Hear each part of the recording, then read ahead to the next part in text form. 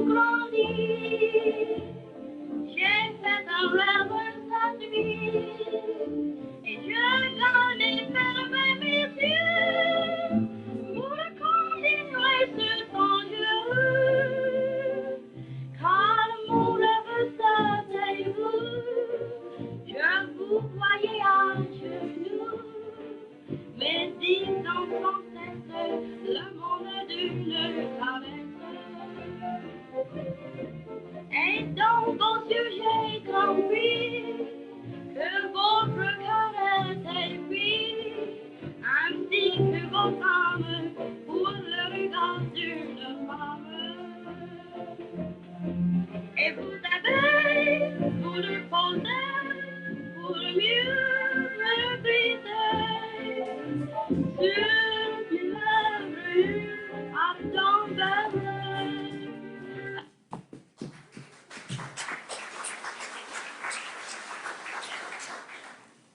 Qui dois-je annoncer, madame? La duchesse du Pont-du-Fort, maître Spar, Avoué et monsieur Gaston. Gaston! Nous sommes bien obligés de lui donner ce nom jusqu'à nouvel ordre. Madame la duchesse voudra bien excuser monsieur et madame, mais madame la duchesse était attendue au train de 11h50. Je vais faire prévenir immédiatement madame et monsieur de la venue de madame la duchesse.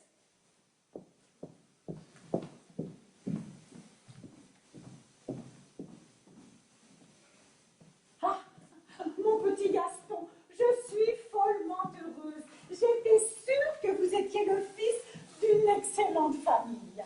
Ne vous laissez pas emporter par l'enthousiasme. N'oubliez pas qu'en plus de ces Renaud, nous avons encore 5 familles possibles. Ah non, maître, quelque chose me dit que Gaston va reconnaître ce Renaud pour les siens, qu'il va retrouver dans cette maison l'atmosphère de son passé. Quelque chose me dit que c'est ici qu'il va retrouver sa mémoire. C'est un instinct de femme qui m'a rarement trompée. Oh alors! Eh bien, Gaston, vous êtes aimé, j'espère. Pas trop. Pas trop. Oh, mon ami, je me demande parfois si vous vous rendez compte de ce que votre cœur de poignant. Mais madame la duchesse... Non. Rien de ce que vous pourrez me dire ne m'ôtera mon idée de la tête. Vous ne vous rendez pas compte? Allons, avouez que vous ne vous rendez pas compte. Peut-être pas très bien, madame la duchesse. Vous êtes tout au moins un charmant garçon, et qui sait reconnaître ses erreurs, cela je ne cesse de le répéter.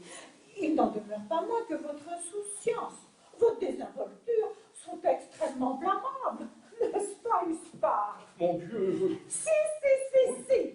Il faut me soutenir, voyons, et lui faire comprendre qu'il doit être ému. Gaston, Madame la duchesse? êtes-vous de pierre? De pierre?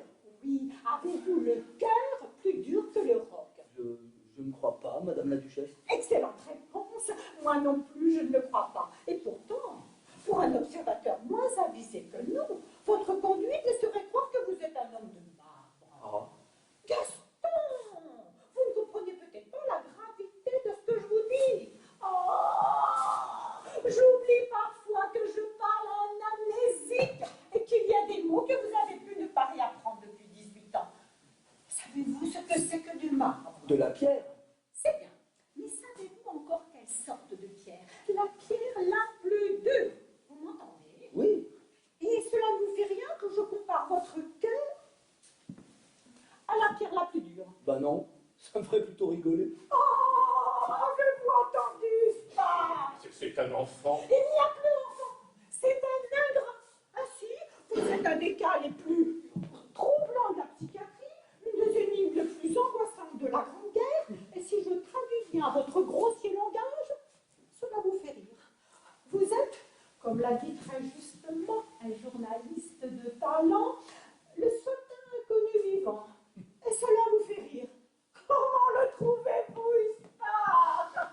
Lui-même, indifférent. Indifférent. C'est le mot. Je l'avais sur le bout de la langue et je ne pouvais pas le dire. Indifférent. C'est tout à fait cela.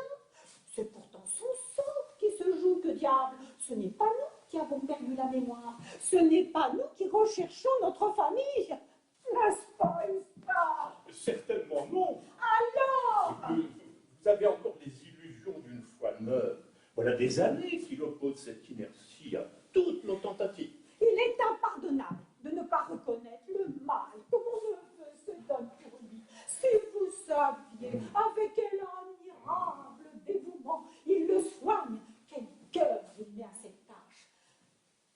J'espère qu'avant de partir, il vous a confié l'événement. Le docteur Gibelin n'était pas à l'asile lorsque je suis passé prendre les dossiers de Gaston. Que me dites-vous, maître? Vous n'avez pas vu mon petit Albert avant votre départ?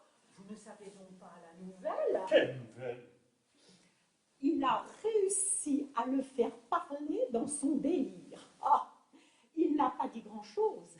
Il a dit foutriquet. Foutriquet? Foutriquet, oui. Vous me direz que ce n'est pas grand-chose. Mais ce qu'il y a d'intéressant, c'est que c'est un mot qu'éveillé personne ne lui a jamais entendu prononcer. Un mot que personne ne se rappelle avoir prononcé devant lui.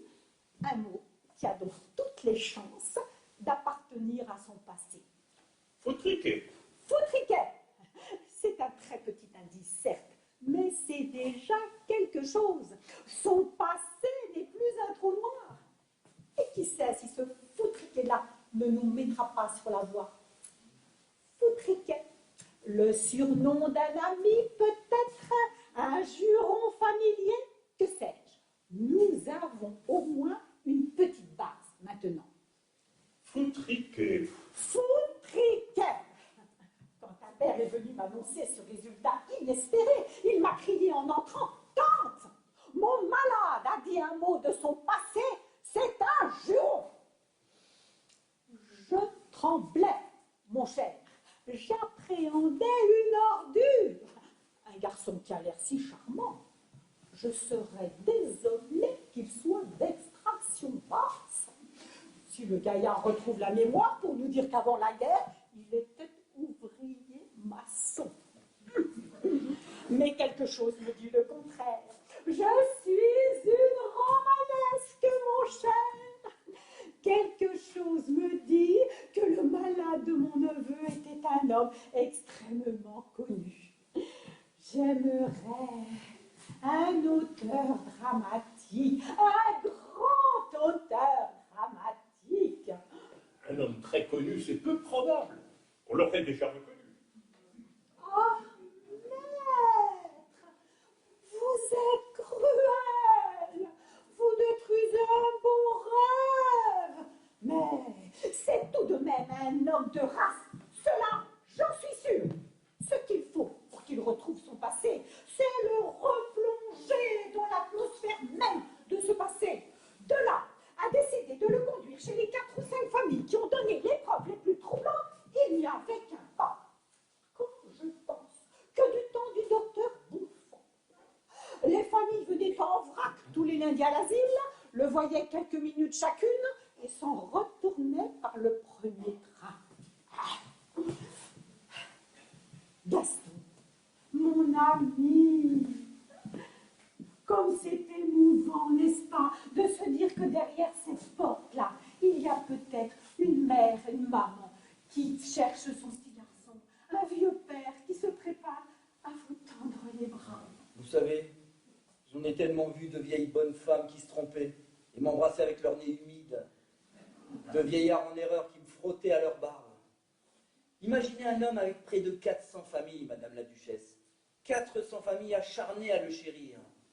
C'est beaucoup. Mais de petits-enfants, les bambinos qui attendent leur papa. Oserez-vous me dire que vous n'avez pas envie de les embrasser, c'est mignon, de les faire sauter sur vos genoux? Ce serait mal commode, Madame la Duchesse. Les plus jeunes doivent avoir une vingtaine d'années. Oh, n'est-ce pas? Il éprouve le besoin de profaner les choses les plus saintes. Des enfants. Des enfants, j'en aurais en ce moment. Des petits, des vrais. Si on m'avait laissé vivre. Vous savez bien que c'était impossible. Pourquoi? Parce que je ne me rappelais rien avant ce soir de printemps 1918 où l'on m'a découvert dans une gare de triage. Exactement, hélas. Cela fait peur aux gens qu'un homme puisse vivre sans passé. Déjà, les enfants trouvés sont mal vus, mes enfants.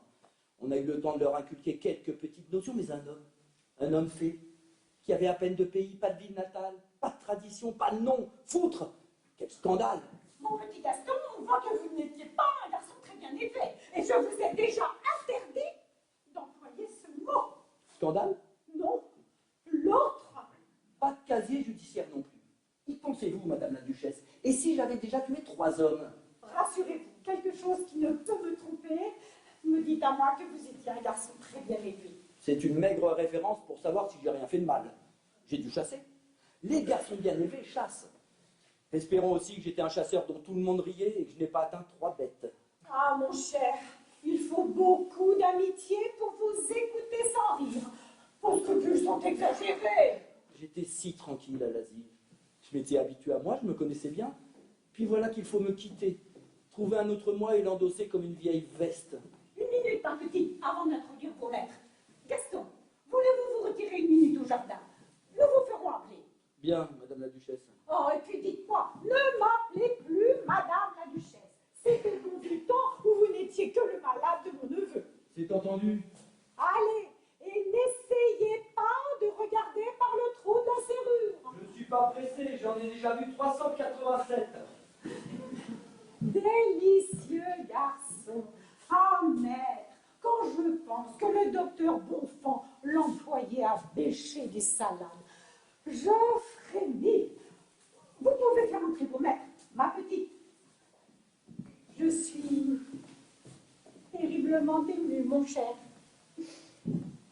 J'ai l'impression d'entreprendre une lutte sans merci contre la fatalité, contre la mort, contre toutes les forces obscures du monde.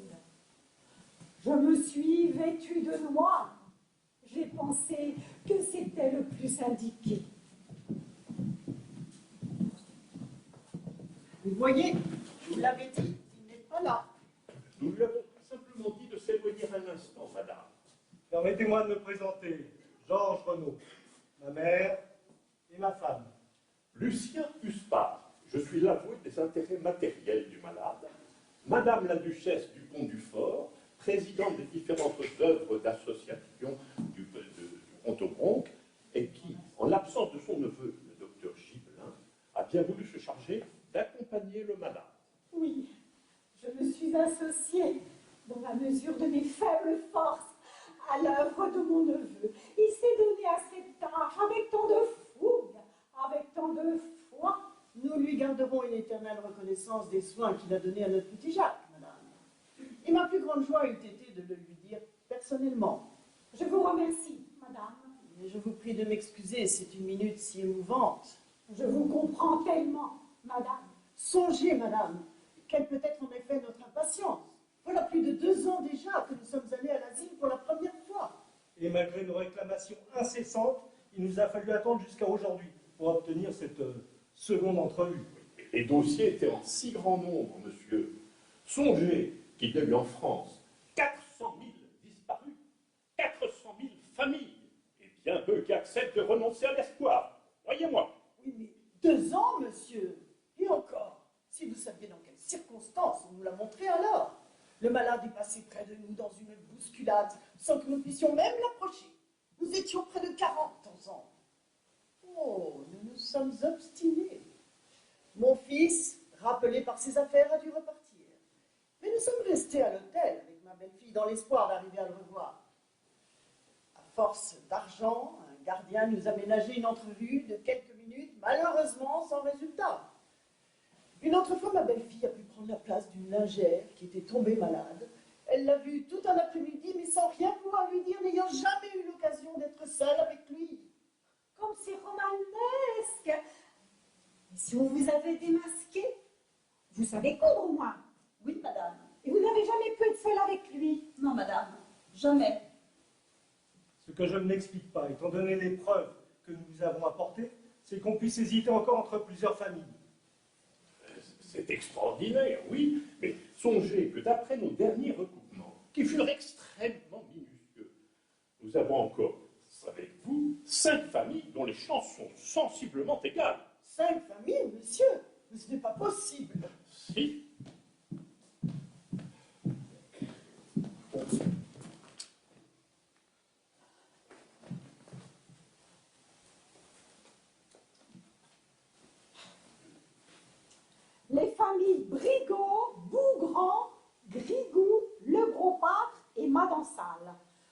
dois vous dire tout de suite, madame, que vous avez absolument toute ma sympathie.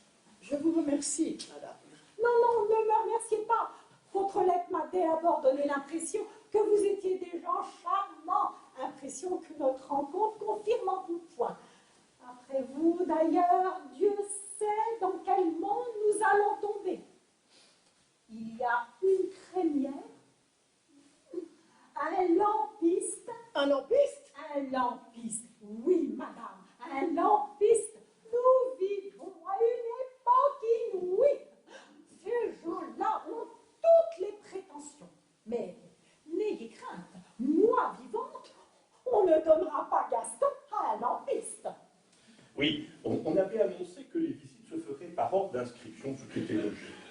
Mais comme vous auriez été ainsi les derniers, Madame la Duchesse du Pont du Fort a voulu, un peu imprudemment sans doute, passer outre et venir chez vous en premier lieu. Pourquoi imprudemment? J'imagine que ceux qui ont la charge des malades sont bien libres de pouvoir... Libre, oui, mais vous ne pouvez pas savoir, Madame, quel déchaînement de passion, souvent intéressé, là, s'il y a autour de Gaston. Sa pension de mutilé qu'il n'a jamais pu toucher, elle le met à la tête d'une véritable petite fortune. 250 000 francs. Mais comment cette question d'argent peut-elle jouer dans une alternative aussi tragique? Elle peut, malheureusement, Madame. Ah, permettez-moi à propos un mot sur la situation juridique du malade. Après, monsieur, après, je vous en prie. Maître Sport a un code à la place du cœur. Mais comme il est très gentil, il va aller nous chercher Gaston tout de suite. Je suis obligé de m'incliner. Je vous demande seulement de ne pas jurer, de ne pas vous jeter à sa rencontre. Ces expériences qui se sont renouvelées. Tant de fois, le mettre dans un état nerveux extrêmement pénible.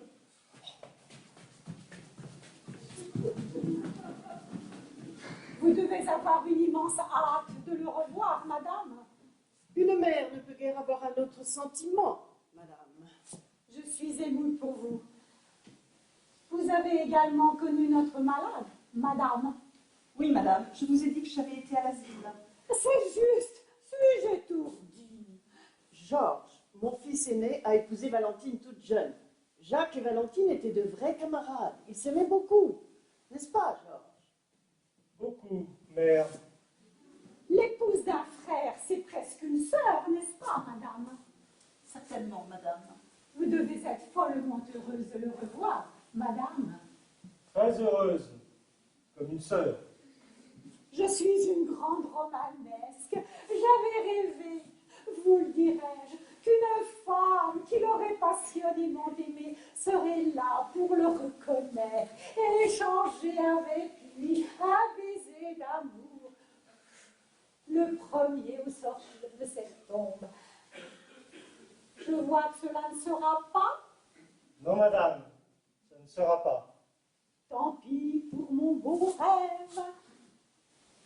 Mais, comme Maître Sport est long, votre parc est si grand et il est un peu myope. Je gage qu'il s'est perdu. Pourquoi me regardez-vous ainsi? Vous n'allez pas ressortir toutes nos vieilles histoires. En vous pardonnant, j'ai tout effacé. Alors cessez de me jeter un coup d'œil à chaque phrase de cette vieille toquée. Bonne petite Valentine. Regarde, Georges, comme elle est toute émue. C'est bien de se souvenir comme cela de notre petit Jacques. N'est-ce pas, Georges? Oui, mère. Ah, le voilà. J'en étais sûre, vous ne l'avez pas trouvé. Si, je n'ai pas osé le déranger. Qu'est-ce à dire? Que fait-il? Il était en arrêt devant une statue. Une vieille chasseresse avec un bon circulaire au fond du parc. Oui, tenez, on l'aperçoit d'ici. Eh bien, qu'est-ce que cela prouve? C'est passionnant, mon cher. Je ne sais pas, je crois me souvenir qu'il aimait beaucoup cette statue, ce banc. C'est passionnant.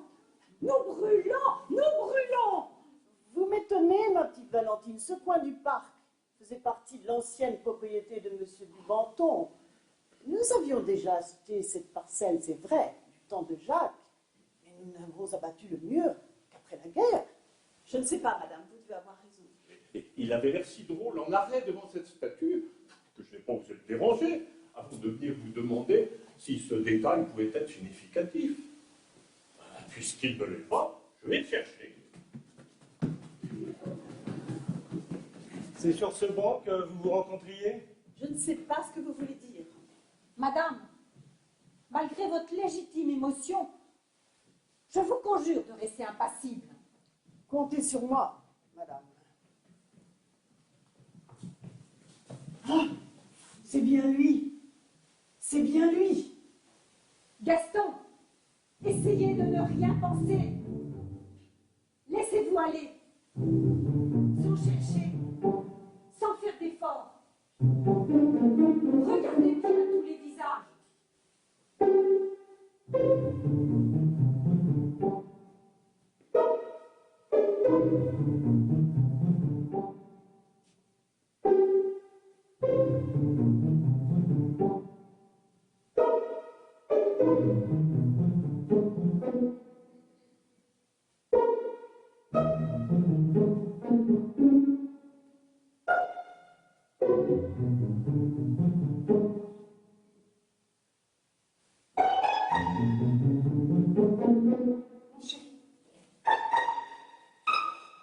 Je suis navré.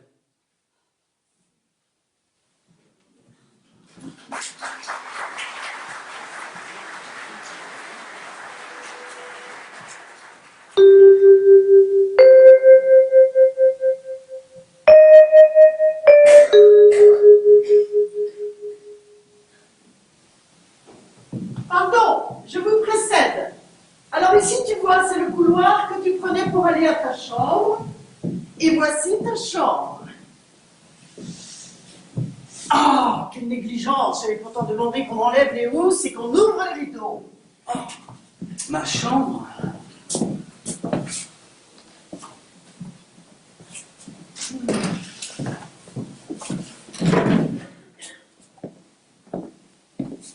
C'est lui?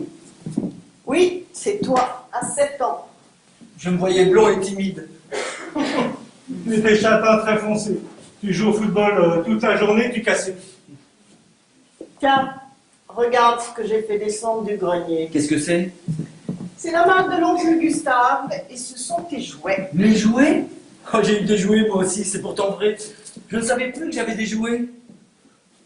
Tiens, ton lance-pierre. Un lance-pierre? Ça n'a pas l'air d'être un lance-pierre pour rire. Oh, tu tues des petits oiseaux avec cela, mon Dieu. Tu es un vrai monstre.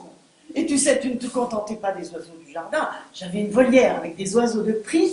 Une fois tu es entré dedans, tu les as tous abattus. Des oiseaux? Des petits oiseaux? Oui, oui. Quel âge avais-je? 7 ans, 9 ans, peut-être. Non, c'est pas moi. Mais si, mais si. Mais non, au contraire, à 7 ans, j'allais dans le jardin avec des nids de pain.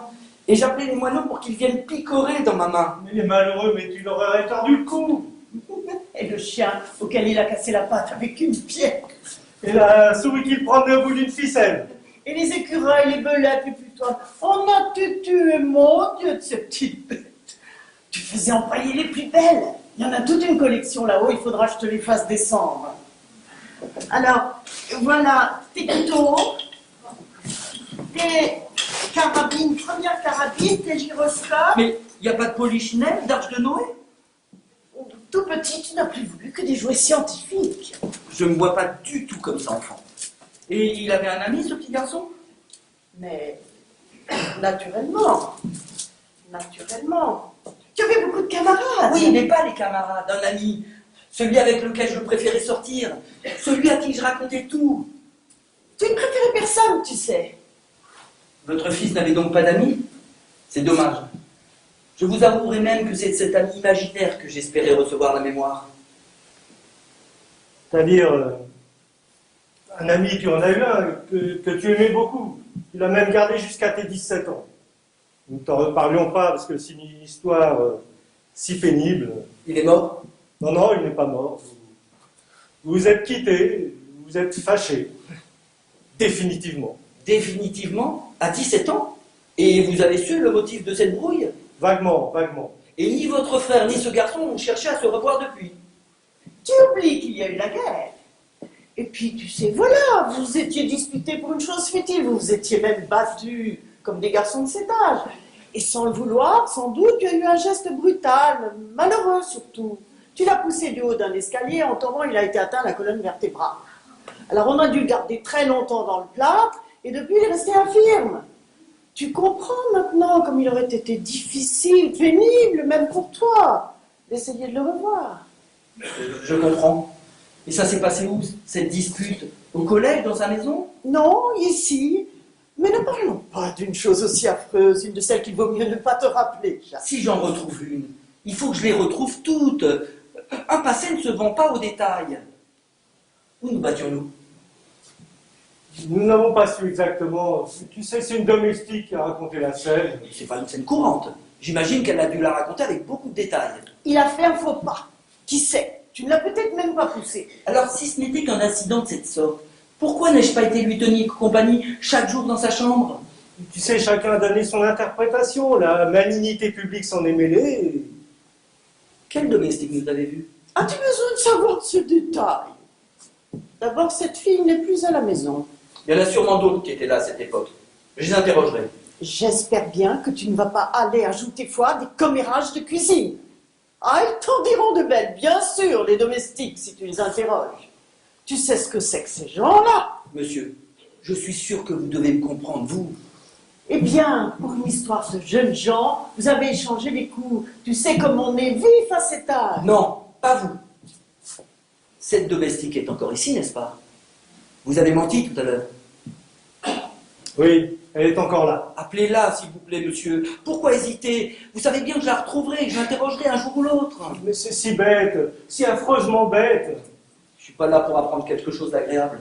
Et puis, si ce détail était celui qui peut me rendre ma mémoire, vous n'avez pas le droit de me le cacher. Puisque tu le veux, je l'appelle. Mais tu trembles, Jacques, tu ne vas pas être malade au moins. Je tremble? Tu sens peut-être quelque chose qui s'éclaire en ce moment en toi? Non, rien que la nuit. La nuit la plus obscure. Pourquoi trembles-tu alors? C'est bête, mais entre des milliers de souvenirs possibles, c'était justement le souvenir d'un ami que j'appelais avec le plus de tendresse.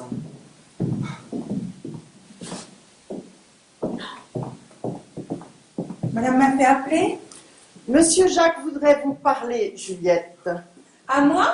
Oui, je voudrais vous interroger sur ce malheureux accident de Marcel Grandchamp dont vous avez été témoin.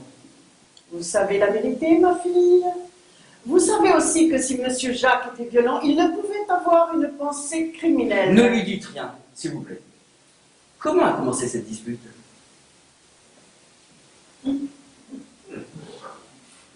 C'est-à-dire que... Voulez-vous être assez gentil pour me laisser seul avec elle? Je sens que vous la gênez.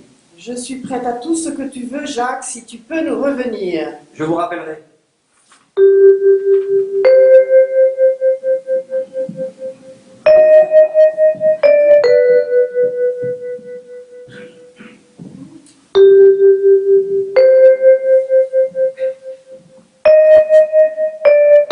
Asseyez-vous. Monsieur permet? Oh, et laissons de côté la troisième personne, je vous en prie. Elle ne pourrait que nous gêner. Quel âge avez-vous? 33 ans. Bah, vous le savez bien, monsieur Jacques. Puisque j'avais 15 ans lorsque vous êtes parti au front. Pourquoi me le demander? D'abord parce que je ne le savais pas. Ensuite, je vous répète que je ne suis peut-être pas monsieur Jacques. Ah bah, si. Alors moi, je vous reconnais bien, monsieur Jacques. Vous l'avez bien connu? C'est pas possible d'oublier à ce point-là. Mais vous vous rappelez donc rien, monsieur Jacques? Exactement rien. S'entendre poser des questions pareilles? Après ce qui s'est passé? Oh, est-ce que ça peut être torturant pour une femme? Ah? Oh, pardon. Oh, je vous demande pardon. Mais alors, monsieur Jacques? Oui. Oh, je vous demande pardon alors. Mais quel âge aviez-vous? 15 ans. C'était mon premier. 15 ans. Et lui, 17. Mais c'est très gentil cette histoire. C'est la première chose que j'apprends de lui qui me paraisse un peu sympathique. Et ça a duré longtemps. Jusqu'à ce qu'il parte. Et moi qui ai tant cherché pour savoir quel était le visage de ma bonne amie. Eh bien, elle était charmante. Elle était peut-être charmante, mais elle n'était pas la seule, allez. Ah non? Oh non, allez. Ça non plus, ce n'est pas tellement antipathique. Oh, vous trouvez peut-être ça drôle, hein? Mais avouez que pour une femme, Bien sûr, pour une femme. c'est dur, aller pour une femme. De se sentir bafouée dans son douloureux amour. Dans son doulou. Oui, bien sûr. Oh, j'étais peut-être une petite bonne de rien du tout. Mais ça m'a pas empêché de la boire jusqu'à la lie. Cette atroce douleur de la mort outragée. C'est atroce. Bien sûr. Oh! Vous n'avez jamais lu Violer le soir de son mariage? Non. Vous devriez. Il y a une situation presque semblable. L'infâme séducteur de Bertrande s'en va, lui aussi, mais en Amérique, où l'appelle son oncle richissime. Et c'est alors qu'elle le lui dit. Bertrande, oui. Qu'elle l'a bu jusqu'à la lie, son atroce douleur de la mort outragée. Ah, c'était une phrase du livre. Oui. Oh, mais ça s'appliquait tellement bien à moi. Bien sûr. Et il vous aimait beaucoup, monsieur Jacques? Passionnément. Oh, ben c'est bien simple. Il me disait qu'il se tuerait pour moi. Comment êtes-vous devenue sa maîtresse? Ah, c'était le second jour que j'étais dans la maison. Je faisais sa chambre. Il m'a fait tomber sur le lit. Oh, bah, moi, je voyais comme une idiote. Hein. Bon, forcément, à cet âge. Eh bien, ça s'est passé, comme qui dirait, malgré moi. Mais après, il m'a juré qu'il m'aimerait toute sa vie. Et puis? Drôle de monsieur Jacques. Pourquoi drôle? Pour rien. En tout cas, si je deviens monsieur Jacques, je vous promets de vous reparler très sérieusement de cette situation. Je ne demande pas de réparation. Je suis mariée maintenant, moi. Tout de même, tout de même. Bon, revenons à cette horrible histoire qui serait si agréable de ne pas savoir et qu'il faut que j'apprenne de bout en bout. La bataille avec monsieur Marcel. Oui, vous étiez présente? Ah bah bien sûr que j'étais présente. Vous avez assisté à la naissance de leur dispute. Ah bah bien sûr. Alors, vous allez pouvoir me dire pour quelle étrange folie ils se sont battus aussi sauvagement. Ah, comment une étrange folie. Bah, c'est pour moi qu'ils se sont battus. C'est pour vous? Eh ben oui, c'est pour moi. Ça vous étonne? C'est pour vous. Ah ben bien sûr, c'est pour moi. Bon. J'étais la maîtresse de monsieur Jacques. Bon, je vous le dis à vous, hein, faut bien que vous le sachiez, mais pas de gaffe. Hein. Ouais, je ne tiens pas à perdre la place pour une histoire d'il y a 20 ans. Alors, j'étais la maîtresse de monsieur Jacques. Il faut bien dire, monsieur Marcel tournait un peu autour de moi. Et alors? Un jour qu'il essayait de m'embrasser derrière la porte, enfin, je ne me laissais pas faire, hein, mais bon, vous savez ce que c'est qu'un garçon quand il a son tête. Et bien, juste à ce moment-là, monsieur Jacques est sorti de sa chambre. Il nous a vus. Alors, il a sauté sur monsieur Marcel, qui a riposté, ils se sont battus, ils ont roulé par terre. Ils ont tous les deux roulé en luttant? Ah non, c'est monsieur Jacques qui a réussi à se relever et qui a traîné monsieur Marcel. Et puis? Et puis il l'a poussé, pardi, en lui criant « Tiens, petit salaud, ça t'apprendra à embrasser les poules des autres !» Voilà.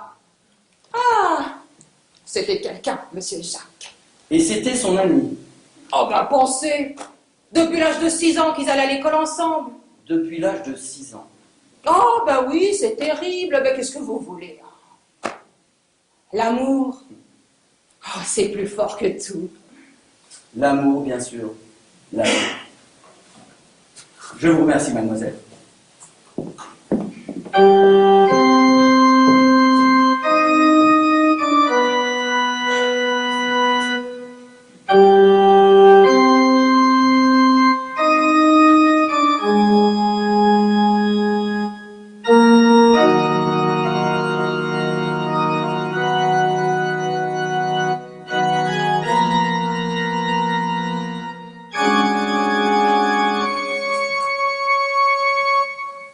Eh bien, vous savez ce que vous vouliez savoir?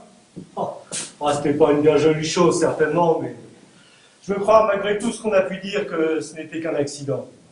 Et puis tu avais 17 ans, faut pas l'oublier. Non, un enfantillage, un sinistre enfantillage. Vous l'aimiez bien? C'était mon petit frère, malgré tout le reste. Parce qu'il y a eu bien d'autres choses encore. Ah, tu étais terrible. Tant que j'en aurai le droit, je vous demanderai de dire « il était terrible ». Oui, terrible. Tu nous as causé bien des soucis, tu sais.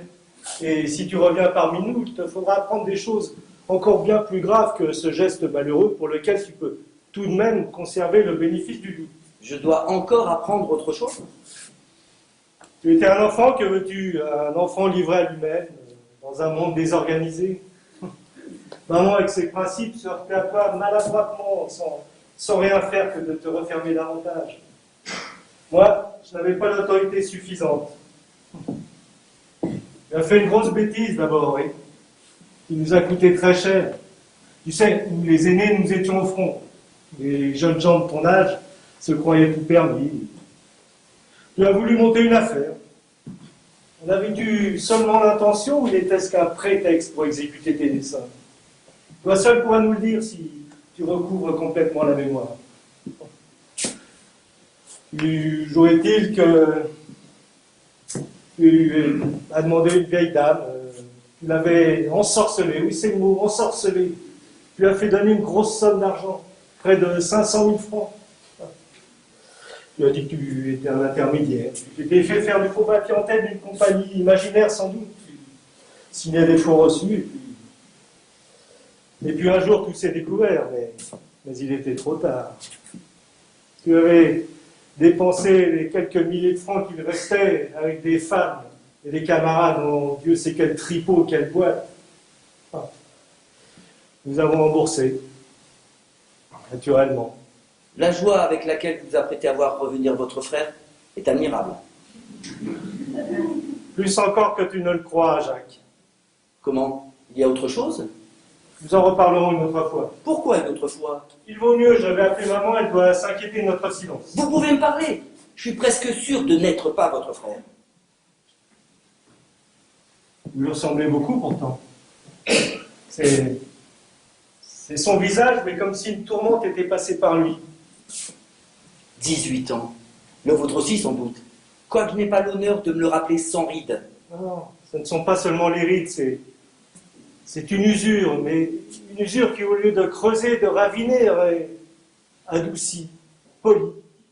C'est comme une tourmente de douceur et de bonté qui est passée sur votre visage. Oui, il y a beaucoup de chance, je le comprends maintenant, pour que le visage de monsieur votre frère n'ait pas été particulièrement empreint de douceur. Vous vous trompez, il était dur, oui, léger, inconstant, mais je l'aimais bien avec ses défauts. Il était plus beau que moi. Peut-être pas plus intelligent, de cette intelligence qu'il faut pour le collège ou les concours, mais plus fin, plus séduisant. Il m'aimait bien aussi à sa façon. Il avait même au sortir de l'enfance une sorte de tendresse reconnaissante qui me touchait beaucoup. C'est pour ça que ça a été si dur quand je l'ai appris. Oh, je l'ai détesté, je l'ai détesté. Et puis très vite, je n'ai plus su lui en vouloir. Et de quoi? Est-ce toi, Jacques? J'ai beau me dire qu'il était jeune, j'ai beau me dire qu'il était faible comme tous les violents, j'ai beau me dire que tout est facile à de belles lèvres un soir d'été quand on va partir pour le front, j'ai beau me dire que j'étais loin et qu'elle était toute petite. Je vous suis mal. Il vous a pris une femme? Votre femme? Oh, le salaud! C'est peut-être vous? C'est Georges que vous appelez? Oui. Georges. Excusez-moi. Oui! Depuis qui vient de venir. Oh, c'est d'une audace. J'ai déjà pas de mémoire, alors les devinettes. Tante Louise, mon cher. Oui, Tante Louise. Tante Louise. Et c'est une audace. Ah, tu peux m'en croire, parce qu'il s'est passé. J'espère bien que tu me feras le plaisir de ne pas la revoir si elle tentait d'approcher ma grenouille. Elle s'est conduite d'une façon. Oh, et puis d'ailleurs, tu ne l'aimais pas. Oh, mais quelqu'un de la famille que tu détestais, mon petit. Tu avais pour lui une véritable haine. Justifiée, je dois le reconnaître. C'est ton cousin Jules. J'ai donc une véritable haine que je ne savais pas. Pour Jules? Mais tu ne sais pas ce qu'il t'a fait, le petit misérable? Il t'a dénoncé au concours général parce que tu avais une table de logarithme.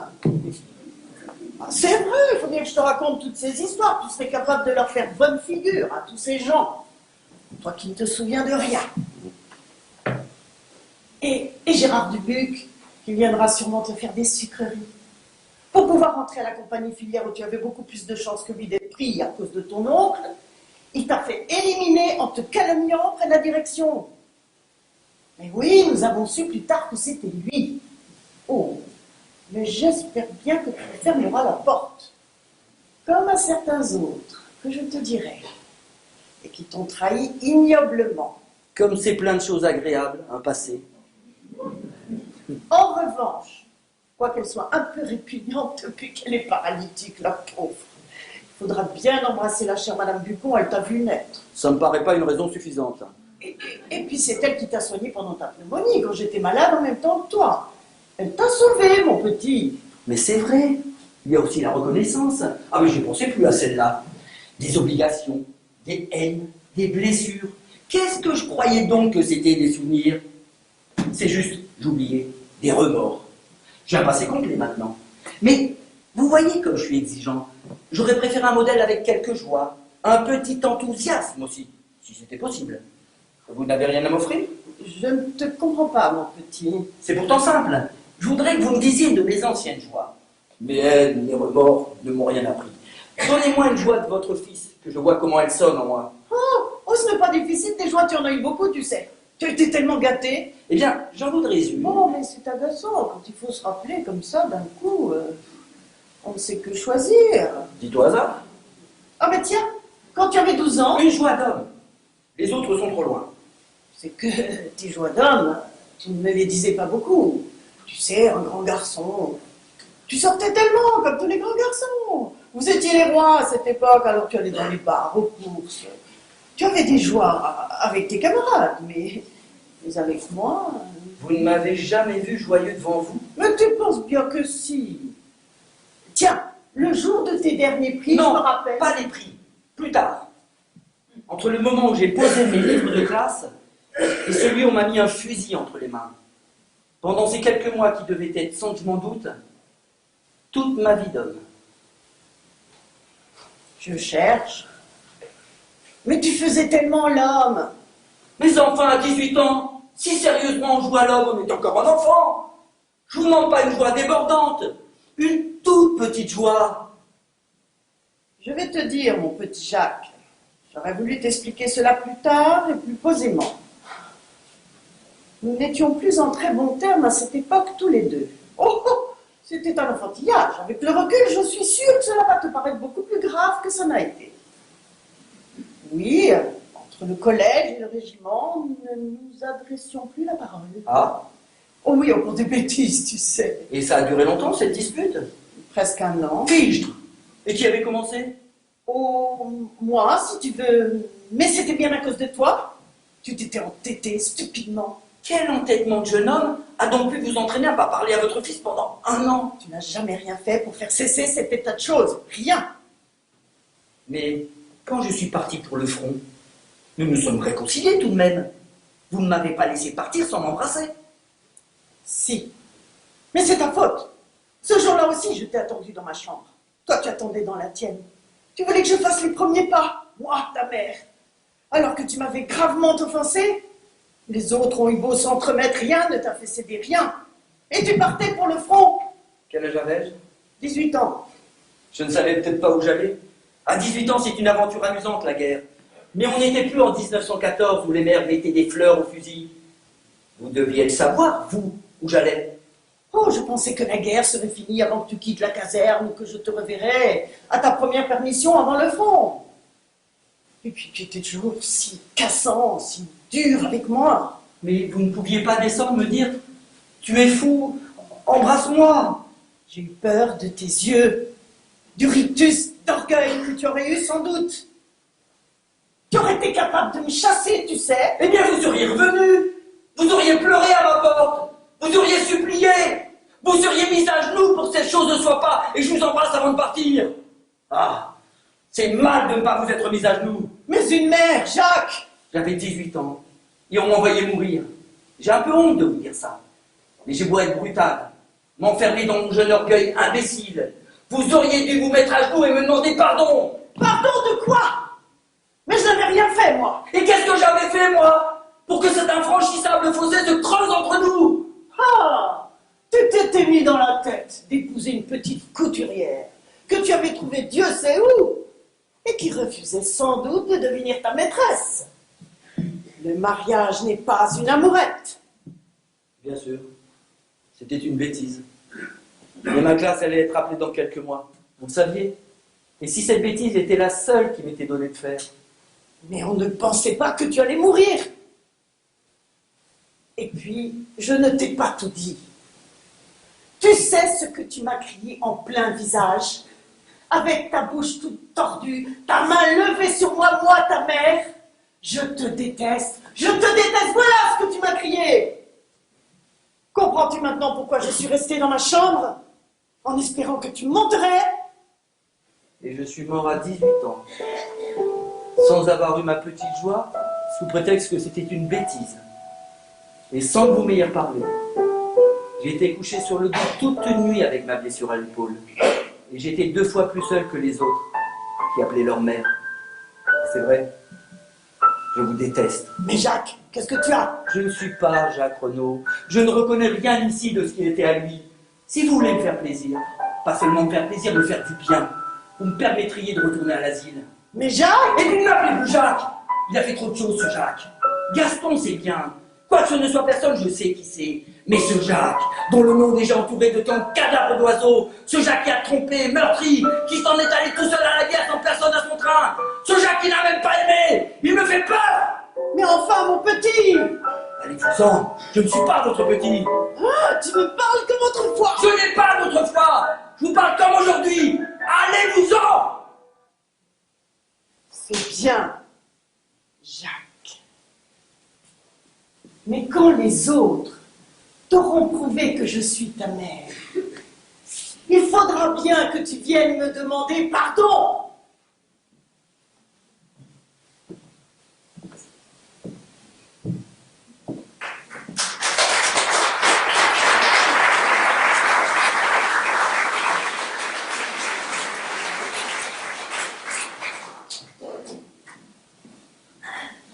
Vous dites qu'il n'a jamais aimé? Comment savez-vous, vous qui ne savez rien? Vous aussi, allez-vous-en. Pourquoi me parlez-vous ainsi? Qu'est-ce que vous avez? Allez-vous-en. Je ne suis pas Jacques Renaud. Vous le criez comme si vous en aviez peur. C'est un peu cela, oui. De la peur passe encore. La jeune ombre de Jacques est une ombre redoutable à endosser. Mais pourquoi de la haine? Et contre moi? Je n'aime pas que vous veniez faire des sourires comme vous n'avez pas cessé de m'en faire depuis que je suis ici. Vous avez été sa maîtresse. Qui a osé le dire? Votre mari. Eh bien, si vous êtes mon amant, si je vous retrouve et que je veuille vous reprendre, vous êtes assez ridicule pour trouver cela mal. C'est peut-être pas si mal après tout de prendre la femme de son frère. Un frère qui vous aimait, qui vous a fait du bien. Quand nous nous sommes connus en vacances à Dinard, j'ai joué au tennis, j'ai nagé avec vous plus souvent qu'avec votre frère. J'ai fait plus de promenades sur les rochers avec vous. C'est avec vous seul, que j'ai échangé des baisers. Je suis venue chez votre mère, puis à des parties de camarades, et votre frère s'est mis à m'aimer. Mais c'est vous que je venais voir. Mais c'est tout de même lui que vous avez épousé. Vous étiez un enfant. J'étais mineure, orpheline, sans un sou, avec une tante bien fétichiste qui m'avait déjà fait payer très cher les premières parties refusées. Devais-je me vendre à un autre, plutôt qu'à lui qui me rapprochait de vous? Il y a une rubrique dans les magazines féminins où on répond à ce genre de questions. Je suis devenue votre maîtresse au retour de notre voyage de noces. Ah, nous avons tout de même attendu un peu. Un peu. 2 mois. 2 horribles mois. Puis nous avons eu 3 ans bien à nous, car la guerre a éclaté tout de suite et Georges est parti le 4 août. Et après ces 17 ans, Jacques! Je ne suis pas Jacques Renaud. Regardez-moi bien. Je vous regarde bien, vous êtes charmant, mais je ne suis pas Jacques Renaud. Je ne suis rien pour vous. Vous en êtes sûr? Rien. Alors vous ne retrouverez jamais votre mémoire. J'en arrive à le souhaiter. Pourquoi ne retrouverai-je jamais la mémoire? Vous ne vous souvenez même pas des gens que vous avez vus il y a 2 ans. 2 ans? Une lingère. Une lingère en remplacement. Une lingère en remplacement? Qui vous a raconté ça? Personne. J'avais, avec l'approbation de ma belle-mère d'ailleurs, j'avais adopté cette personnalité pour vous approcher plus librement. Regardez-moi bien, homme sans mémoire. C'était vous, la lingère, qui n'était restée qu'un jour? C'était moi. Et vous ne m'avez rien dit ce jour-là? Je n'ai rien voulu dire avant. J'espérais. Ah, vous voyez comme je crois à l'amour, en votre amour. J'espérais qu'en me prenant, vous retrouveriez votre mémoire. Et après? Après, comme j'allais vous dire, rappelez-vous, nous avons été surpris. Ah, l'économe. L'économe, oui. Mais vous n'avez pas crié partout, vous m'aviez reconnu. Je l'ai crié, mais nous étions 50 à le faire. Mais c'est vrai, ah, tout le monde me reconnaît. Ça ne prouve en rien que je suis Jacques Renaud. Vous vous en êtes tout de même bien souvenu de votre lingère et son gros paquet de draps. Bien sûr que je m'en suis souvenu. À part mon amnésie, j'ai beaucoup de mémoire. Vous voulez la reprendre dans vos bras, votre lingère? Attendons de savoir si je suis Jacques Renaud. Et si vous êtes Jacques Renaud? Si je suis Jacques Renaud, je ne la reprendrai pour rien au monde dans mes bras. Je ne veux pas être l'amant de la femme de mon frère. Mais vous l'avez déjà été. Oh, il y a si longtemps, et j'étais si malheureux depuis. Non, je suis lavé de ma jeunesse. Vous oubliez votre lingère. Si vous êtes Jacques Renaud, c'était il y a 2 ans que vous avez été l'amant de la femme de votre frère. Vous, bien vous, pas un lointain petit jeune homme. Je ne suis pas Jacques Renaud. Écoute Jacques, il faut pourtant que tu renonces à la merveilleuse simplicité de ta vie d'amnésique. Il faut pourtant que tu t'acceptes. Accepte-toi et accepte-moi, Jacques. Si j'y suis obligé par quelques preuves, il faudra bien que je m'accepte. Mais je ne vous accepterai pas. Je ne prendrai pas la femme de mon frère. Quand laisseras-tu tes grands mots? Tu vas voir. Maintenant que tu vas être un homme, aucun de tes nouveaux problèmes ne sera assez simple pour que tu puisses le résumer dans une formule. Tu m'as prise à lui, oui, mais le premier, il m'a prise à toi, simplement parce qu'il avait été un homme, maître de ses actes avant toi. Puis il n'y a pas de vous. Je ne tiens pas à avoir dépouillé de vieilles dames, violé des bonnes. Quelle bonne. Un autre détail. Je ne tiens pas non plus à avoir levé la main sur ma mère, ni à aucune des excentricités de mon affreux petit sosie. Oh, comme tu cries. Mais à peu de choses près, tu as déjà fait cela un peu tout à l'heure. Non, j'ai dit à une vieille dame inhumaine que je la détestais. Mais cette vieille dame n'était pas ma mère. Si, Jacques. Et c'est pour ça que tu l'as dit avec autant de véhémence. Et tu vois, il t'a suffi, au contraire, de côtoyer pendant 1 heure les personnages de ton passé pour reprendre inconsciemment avec eux tes anciennes attitudes. Écoute, Jacques, je vais monter dans ma chambre car tu vas être très en colère. Dans 10 minutes, tu m'appelleras, car tes colères sont terribles, mais elles ne durent jamais plus de 10 minutes. Qu'en savez-vous? Vous m'agacez à la fin. Vous avez l'air d'insinuer, vous me connaissez mieux que moi. Mais bien sûr, il y a une preuve décisive que je n'ai jamais pu dire aux autres. Je ne vous crois pas. Bah attends, je ne l'ai pas encore dit. Je ne veux pas vous croire. Je ne veux croire personne. Je ne veux plus que personne me parle de mon passé. Gaston!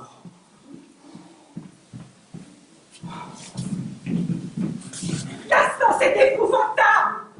Des gens viennent d'arriver, furieux et tonitruants. C'est une de vos familles. J'ai été obligée de les recevoir. Ils m'ont couvert d'insultes.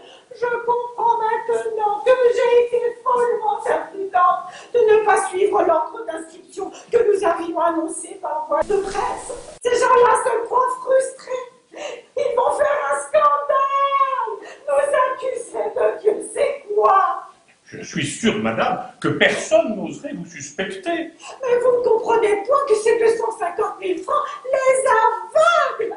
Ils parlent de favoritisme, de passe-droit. De là à prétendre que mon petit Albert touche la forte somme de la famille à laquelle il attribue Gaston, il n'y a qu'un pas. Madame, je demande pardon à madame la duchesse, mais voici d'autres personnes qui réclament Maître Uspar ou madame la duchesse. Leur nom. Ils m'ont donné cette carte que je ne me permettais pas de présenter à madame, vu qu'elle est commerciale. Beurre, œufs, fromage, maison Bougrand. Bougrand? Vous avez dit Bougrand? C'est la crémière. Je demande pardon à madame, mais il y a aussi un monsieur, ou plutôt un homme, qui demande madame la duchesse. Vu sa tenue, je dois dire à madame que je n'ai pas osé l'introduire. Son nom. Le gros pâtre ou madame Save? Le gros pâtre, madame la duchesse. Le gros pâtre, c'est lampiste. Introduisez-le avec beaucoup d'égard. Ils sont venus tous ensemble par le même train. Je parie que les Madinsaves vont suivre. Je vais tâcher de les faire patienter. Moi, j'existe, moi. Ton lot va être beaucoup plus simple si tu peux bien m'écouter 1 minute seulement, Jacques. Veux-tu l'écouter? Je vous écoute. Eh bien, je ne t'ai jamais vu nu, n'est-ce pas? Tu as une cicatrice. Une toute petite cicatrice qu'aucun des médecins qui t'ont examiné n'a découverte, j'en suis sûre. À 2 cm sous l'omoplate gauche. C'est un coup d'épingle à chapeau. Je te l'ai donné un jour où j'ai cru que tu m'avais trompé.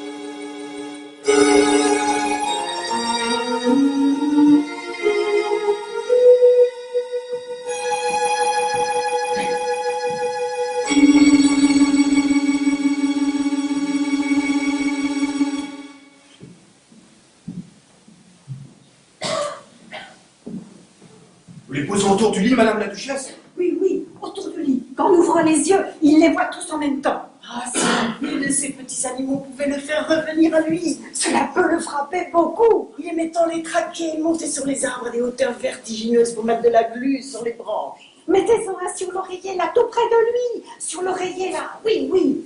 Sur l'oreiller. Madame la duchesse ne craint pas qu'il ait peur en s'éveillant de voir cette bestiole si près de son visage? N'ayez crainte. Excellente la peur dans son cas, mon petit. Excellente. Ah, je ne vous cacherai pas, madame, que je suis dévorée d'inquiétude. J'ai pu calmer ces gens hier soir en leur disant qu'Uspar et mon petit Albert seraient ici ce matin à la première heure. Mais qui sait si nous arriverons à nous en débarrasser sans dégâts? Les familles présumées de...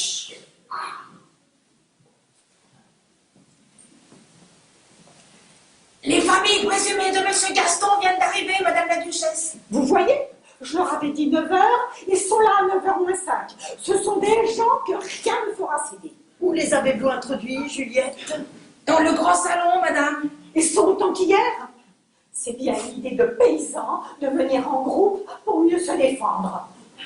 Ils sont davantage, madame la duchesse. Davantage? Comment cela, davantage? Oui, madame la duchesse, 3 de plus.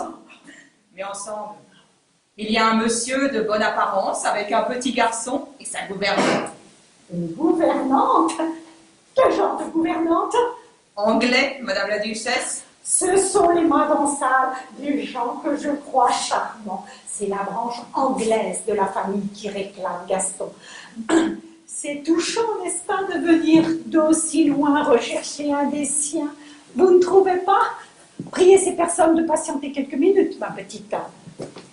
Mais ces gens-là ne vont pas nous le reprendre avant qu'il ait parlé, n'est-ce pas, madame? N'ayez crainte, l'épreuve a commencé par vous et il faudra, qu'il le veuille ou non, que nous la terminions régulièrement. Mais croyez que j'ai le cœur brisé comme vous par tout ce que cette épreuve peut avoir de douloureux et de torturant. Oh, mais c'est ravissant cette peau d'écureuil. Comment se fait-il qu'on n'ait jamais pensé à en faire des manteaux? Je ne sais pas. Ça doit être trop petit.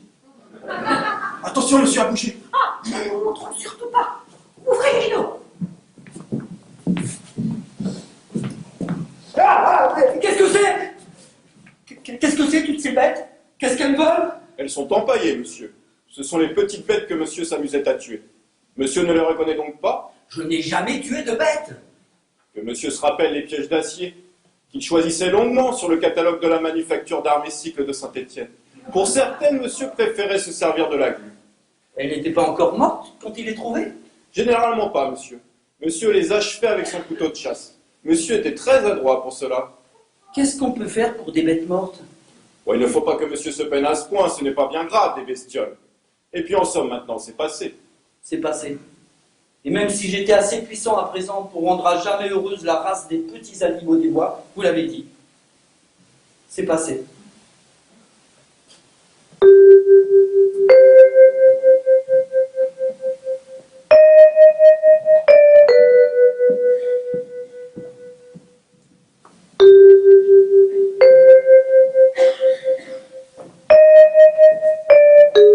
Madame a pu entendre? Je ne crois pas que monsieur ait rien reconnu. On dirait vraiment qu'il y met de la mauvaise volonté. Oh, si c'était cela, vous croyez que je lui parlerais très sévèrement? J'ai malheureusement peur que ça ne soit plus grave. Eh bien, il s'est réveillé? Oui, mais notre petite conspiration n'a rien donné. Il a eu l'air péniblement surpris devant les dépouilles de ces bêtes, mais c'est tout. Pouvez-vous laisser un moment avec lui? J'aimerais essayer de lui parler. Puisses-tu réussir, Jacques? Moi, je commence à perdre l'espoir. Mais il ne faut pas, maman, il ne faut pas, voyons. Il faut espérer, au contraire. Espérer contre l'évidence même. Son attitude est vraiment lassante. Tu veux que je te dise? Il me semble qu'il me fait la tête, comme autrefois.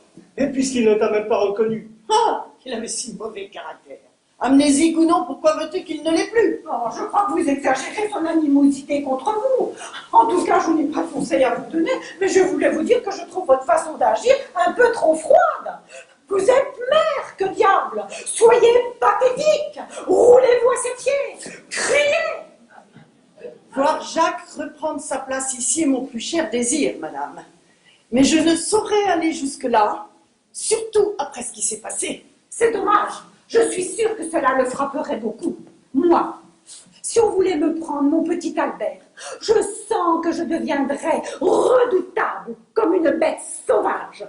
Vous ai-je raconté que lorsqu'on l'a refusé à Soupachou, je me suis pendue à la barbe du doyen de la faculté?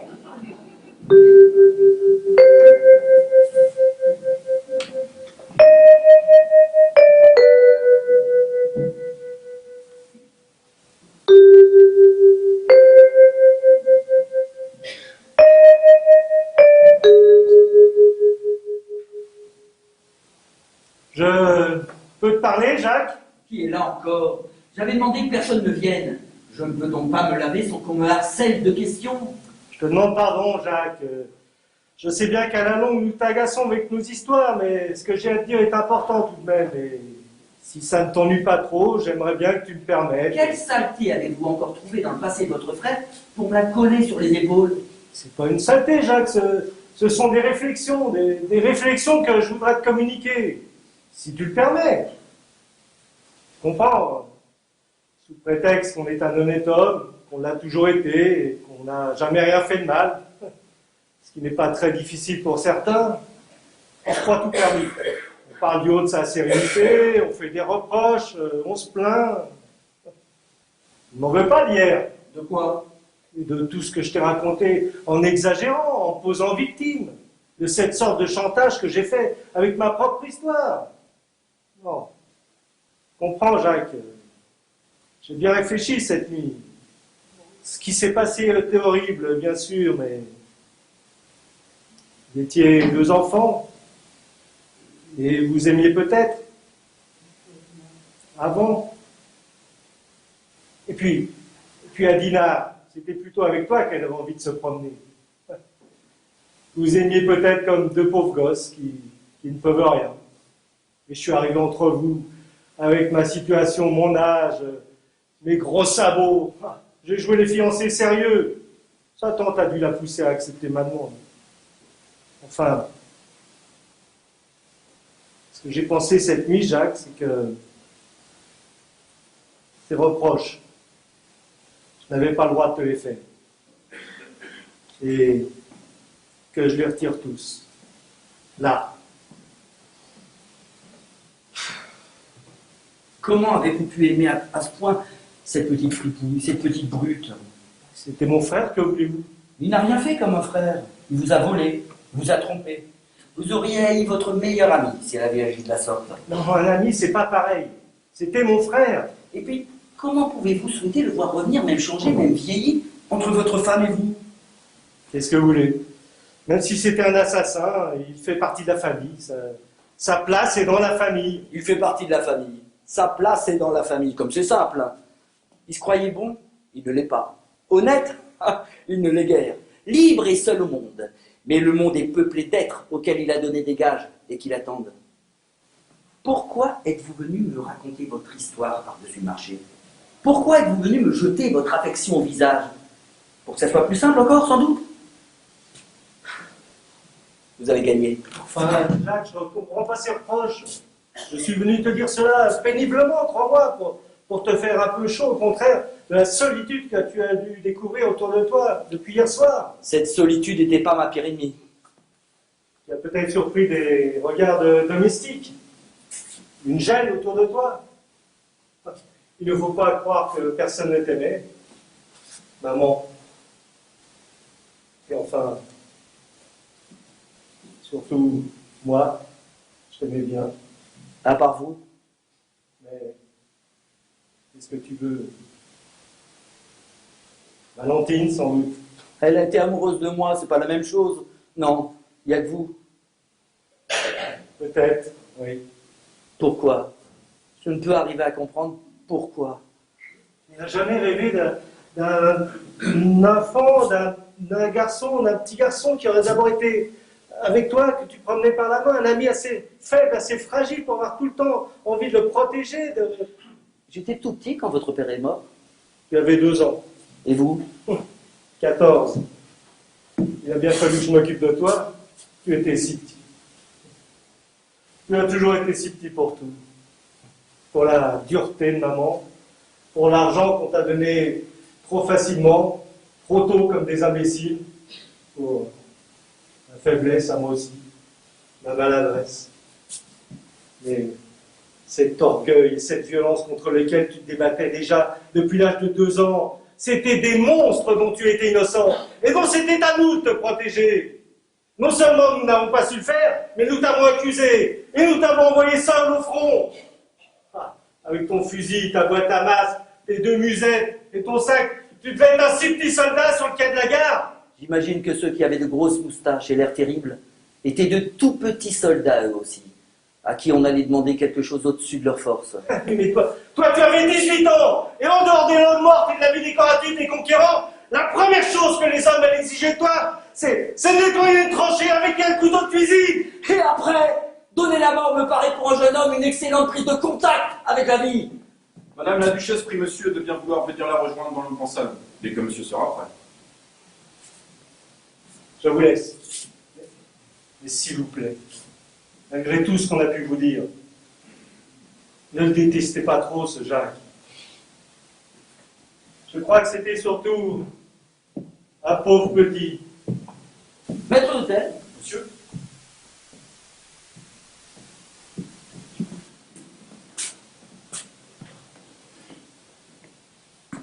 Vous n'avez jamais tué quelqu'un.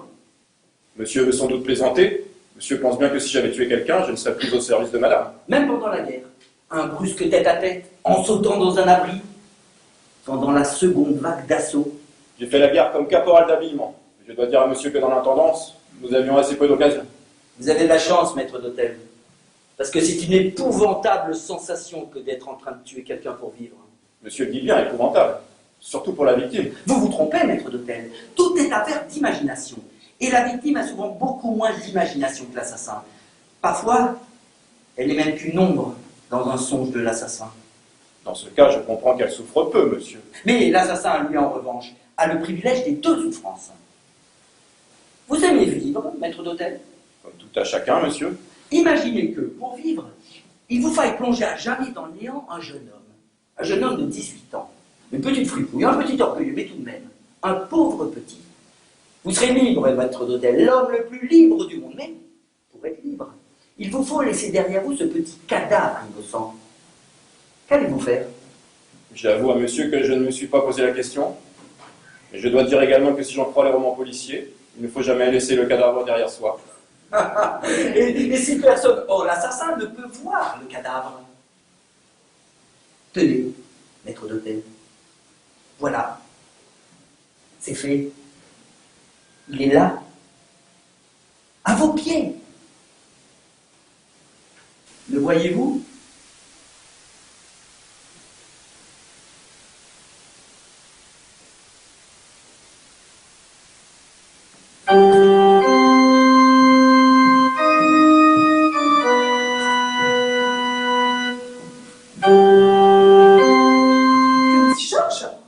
Encore rien dit. Je n'ai pas vu rentrer dans ta chambre la première ce matin, mais je croyais qu'ils allaient m'appeler pour m'annoncer une bonne nouvelle. Pourquoi ne leur as-tu rien dit? Mais enfin, ne me fais pas devenir folle. Cette cicatrice, tu l'as vue hier, dans la glace, j'en suis sûre. Je n'ai vu aucune cicatrice. Qu'est-ce que tu dis? Je dis que j'ai très attentivement regardé mon dos et je n'ai vu aucune cicatrice. Vous avez dû vous tromper. Je te déteste. Je te déteste. Je crois que cela vaut mieux. Mais est-ce que tu te rends compte seulement de ce que tu es en train de faire? Oui, je suis en train de refuser mon passé et ses personnages, moi compris. Vous êtes peut-être ma famille, mes amours, ma véridique histoire, oui. Et seulement voilà, vous ne me plaisez pas. Je vous refuse. Tu es fou? Tu es un monstre? On ne peut pas refuser son passé, on ne peut pas se refuser soi-même. Je suis sans doute le seul homme, c'est vrai, auquel le destin aura donné la possibilité d'accomplir ce rêve de chacun. Je suis un homme, et je peux être, si je le veux, aussi neuf qu'un enfant. C'est un privilège dont il serait criminel de ne pas user. Je vous refuse.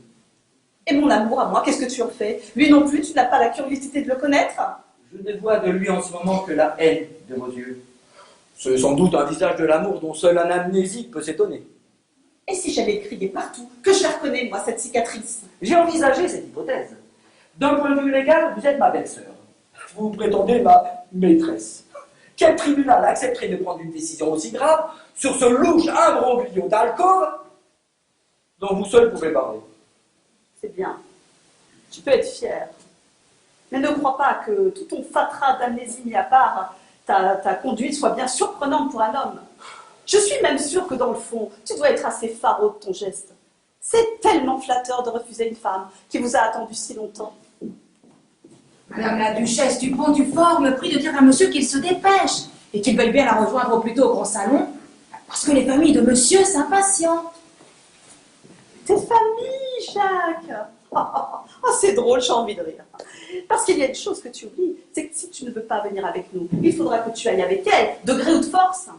Allons, Jacques, tes familles s'impatientent.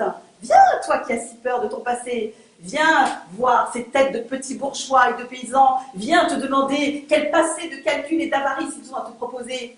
Allons, viens, Jacques, puisque tu ne nous veux pas. Tu te dois à tes autres familles maintenant. Non, je n'irai pas. Ah, et qu'est-ce que tu vas faire? M'en aller. Où? Quelle question, n'importe où. Ah, mais c'est un mot d'amnésique. Nous autres qui avons notre mémoire, nous savons que dans les gares, nous devons suivre une direction et que nous n'allons jamais plus loin que le prix de notre billet. C'est te dire, si tu avais de l'argent, le monde s'ouvrirait à toi. Mais tu n'as pas un sou en poche. Qu'est-ce que tu vas faire? Déjouer vos calculs, partir à pied, à travers champs. Tu te sens donc si libre maintenant que tu t'es débarrassé de nous? Mais pour les gendarmes, tu restes un fou, échappé d'un asile, on t'arrêtera. Je serai loin, je marche très vite. Crois-tu que je ne donnerais pas l'alarme si tu faisais un pas hors de cette chambre? Même si tu devais me tuer pour gagner 1 heure de fuite, tu serais pris. Et ne crois pas qu'il n'y a que moi qui te traque et qui veut te garder, mais tous ces hommes, toutes ces femmes. Il faudra que tu appartiennes à quelqu'un, Jacques, ou que tu retournes dans ton asile. Eh bien, je retournerai dans mon asile. Tu oublies que j'y ai été lingère tout un jour dans ton asile, que je t'y ai vu bêchant bucoliquement des salades peut-être, mais aussi aidant à vider les pots, à faire la vaisselle, bousculé par des infirmiers à qui tu commandais une pincée de tabac pour ta pipe. Ah, tu fais le fier avec nous, hein. Tu nous railles, tu nous parles mal, mais sans nous, tu n'es qu'un petit garçon impuissant qui n'a pas le droit de sortir tout seul et qui doit se cacher dans les cabinets pour fumer. Allez-vous-en maintenant. Il ne me reste pas le plus petit espoir. Vous avez joué votre rôle.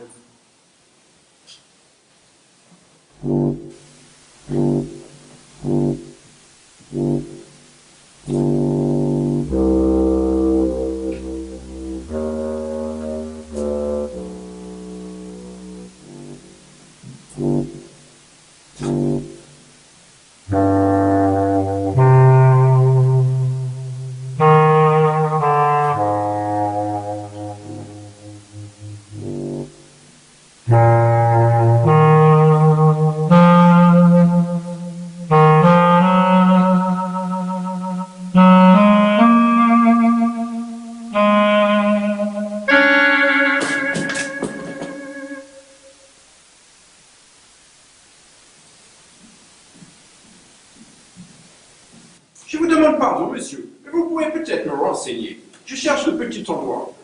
Le petit endroit? Quel petit endroit? Le petit endroit où on est tranquille. Et comment ça se trouve?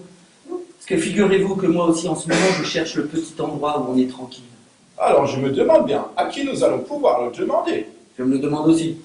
En tout cas, si vous restez là, vous n'avez pas beaucoup de chance de le trouver. Oh là là, c'est vous qui avez cassé le miroir. Oui, c'est moi. Alors je comprends que vous soyez très ennuyé. Vous savez, on dit que ça porte malheur. On le dit, oui. Vous êtes avec les familles? Yes. C'est plein de gens de tout acabit qui viennent pour essayer de reconnaître un amnésique de la guerre. Moi aussi, je viens pour cela. De quelle famille faites-vous partie? Madensel. L'oncle Madensel, c'est moi. Mon grand-père a eu des enfants très tard, alors voilà, cela s'est fait comme ça. Je suis né 26 ans après mon neveu. Alors c'est vous l'oncle Madensal? Oui, c'est moi. Et Maître Pickwick est mon avocat pour toutes mes histoires de succession. C'est très compliqué, mais je crois que si nous n'arrivons pas à retrouver ce neveu, une grande partie de mon argent nous passe sous le nez. Cela m'ennuie beaucoup parce qu'il y a une très belle maison dans le Sussex, avec des poneys super. Et ma gouvernante m'a dit que Maître Pickwick avait un pourcentage sur toutes mes affaires. Et comment se fait-il que vous soyez seul à représenter les Madensal? Oh, c'est à la suite d'une épouvantable catastrophe. Vous avez peut-être entendu parler du naufrage du Neptunia. Eh bien, toute ma famille était partie dessus en croisière. Alors, tous vos parents sont morts? Vous savez, c'est pas très long. C'est encore un très petit pays à l'époque de la catastrophe. Ah oui, je n'en suis même pas. Petit oncle Madensal, vous êtes un grand personnage, sans savoir. Vous pouvez me conduire auprès de Maître Pickwick? Voulez-vous prévenir la duchesse du Pont-du-Fort que j'ai une communication capitale? Vous entendez bien, capitale à lui faire. Qu'elle veuille bien avoir l'obligeance de venir ici. Une communication capitale. Monsieur peut compter sur moi. Capitale. Comment cela, il veut le voir? Mais il sait pourtant que je l'attends moi-même depuis un quart d'heure. Une communication, vous avez dit? Capitale. Eh bien, où est-il? Madame la duchesse, Maître Pickwick, solliciteur de la famille Madensal, vient de m'apprendre une chose extrêmement troublante. Il prétend que le neveu de son petit client possédait à 2 cm sous l'omoplate gauche une légère cicatrice qui n'était connue de personne. C'est une lettre retrouvée par hasard dans un livre qui n'en a fait savoir dernièrement l'existence. Enfin, cette cicatrice, Gaston, vous n'avez jamais vu? Personne ne l'a jamais vu, n'est-ce pas? Personne. Vous voulez regarder?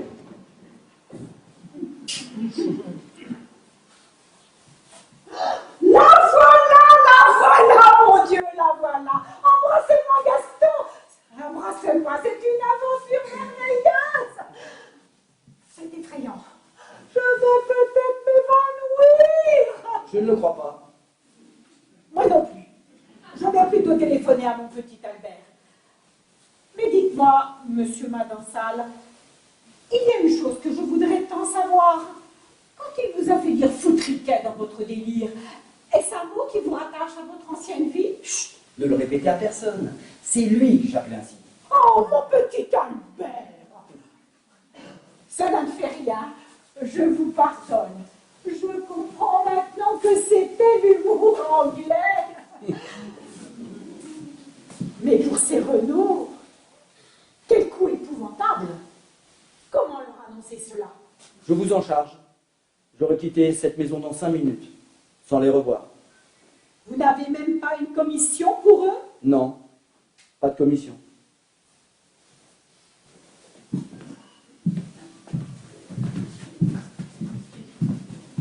Si.